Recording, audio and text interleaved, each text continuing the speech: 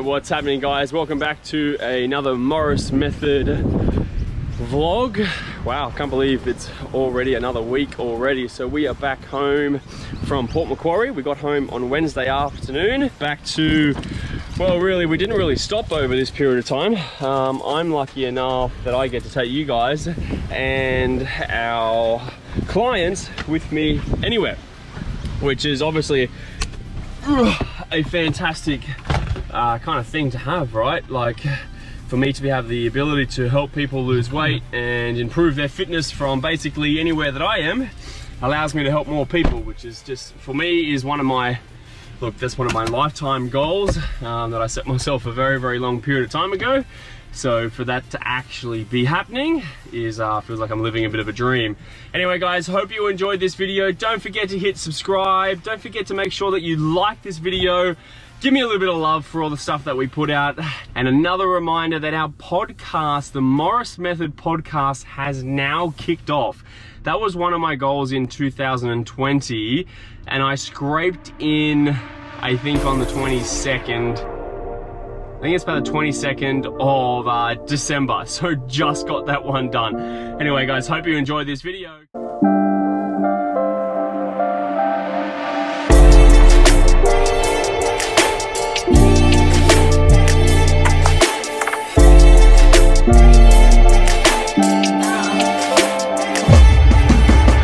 Just making our Thursday night dinner at the moment.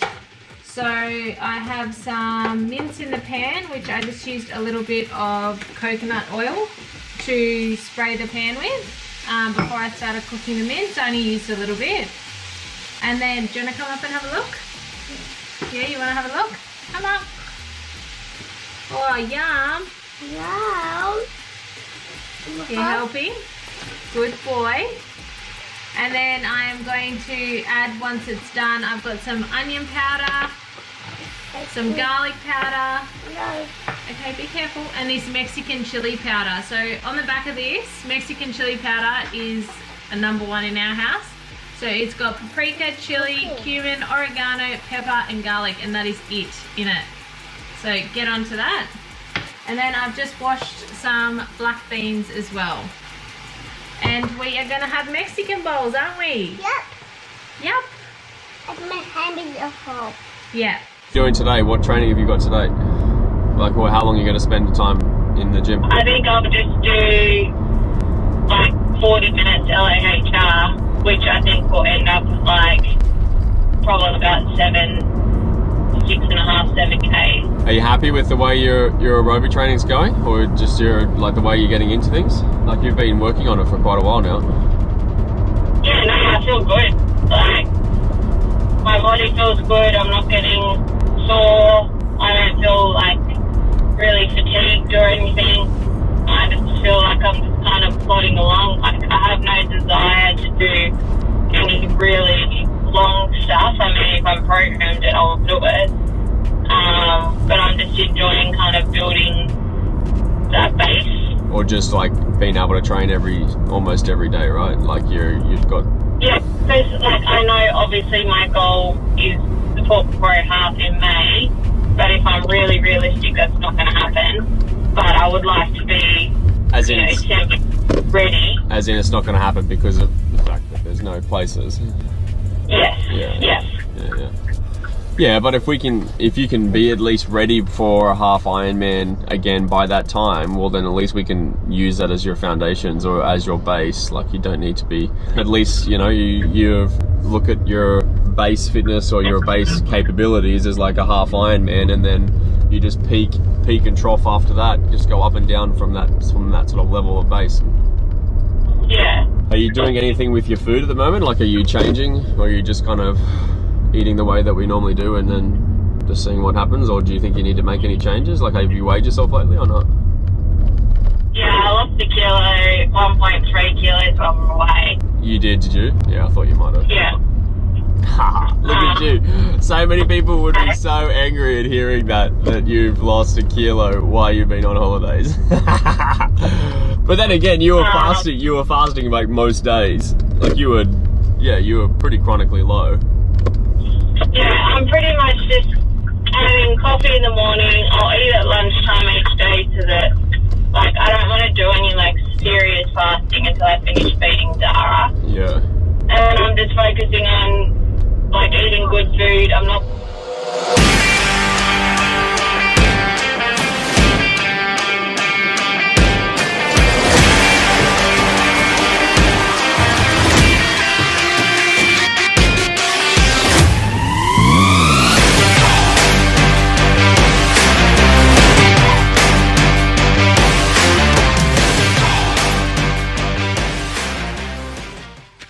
What's up, guys? Alright, so I am out here this morning doing some more LAHR work. I'm in the mountains. I'm at Bowen Mountain. So if you head up towards Richmond Way and you head up the Bells Line of Road, it's kind of like on the left side. It's the first real mountain that you'll kind of climb up when you're going up Bells Line of Road. Anyway, so out here this morning, enjoying myself, taking it nice and easy. Who would have thought that on what, January the 10th, I would have been wearing a jacket to keep warm and a warm buff around my neck. Anyway, so I'm about a few kilometers in now, so nice and warm. Heart rate's just started to kind of level out at that nice aerobic pace, which is fantastic. So today I'll get a fair bit of vert in. And that's my main priority at the moment. So a lot of what I'm doing out here and why I'm still doing aerobic work is that my running is like I said in the last video, needs a bit of work, right? So my hiking is on point. However, my running not so much. So what I'm actually doing is using the downhills as like my running training at the moment. It's actually like it's called overspeed training. So that's what I'm doing out here, doing some very, very specific running focuses on the way down, and then on the way up, I'll kick it into gear and hike on up and see how tall these mountains are. Anyway, let's get into it.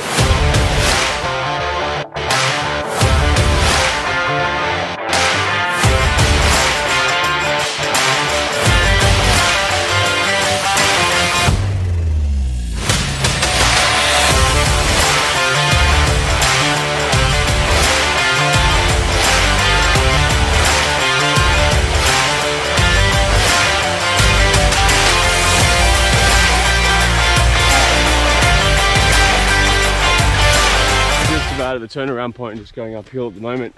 So interesting morning out.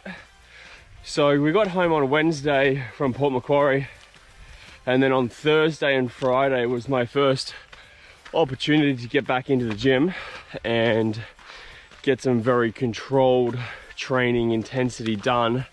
I was doing some running work, some stair work, and I did that for about 90 minutes on both Thursday and Friday, now it's Saturday.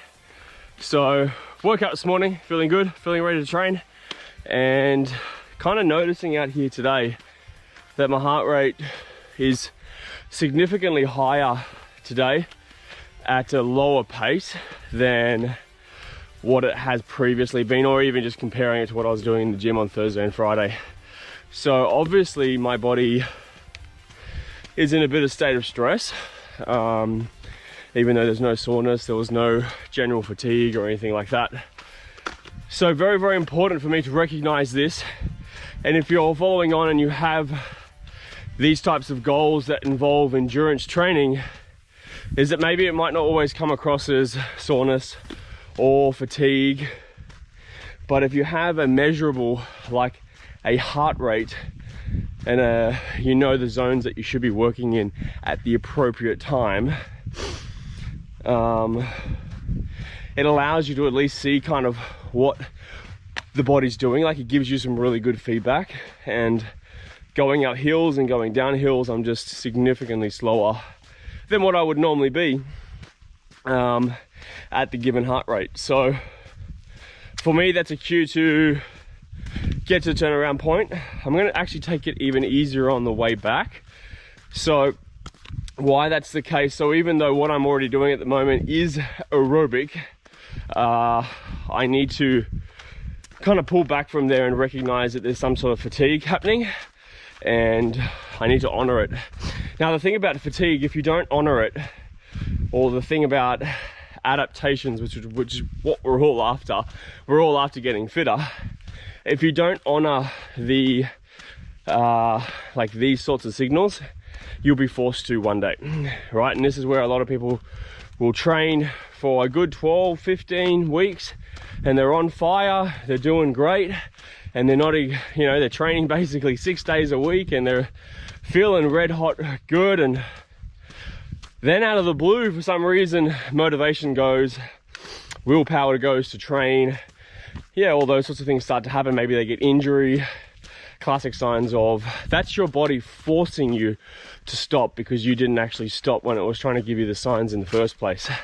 And I get that it's really hard to know what those signs are. So that's why having a heart rate and understanding what zone you should be in is really quite important for these endurance training, because it's just going to bleed into the rest of your life if you're, you know, think about the emotional roller coaster of training really good for 12 or 15 weeks and then falling off the bandwagon. And it could have just been, maybe you just need to pull back, maybe you just need 1 day off. Food for thought for you to think about.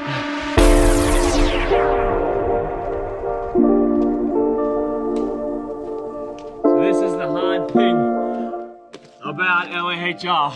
You know you can go faster, but the heart rate stops you. You know you can run it, but it's forcing you to walk it.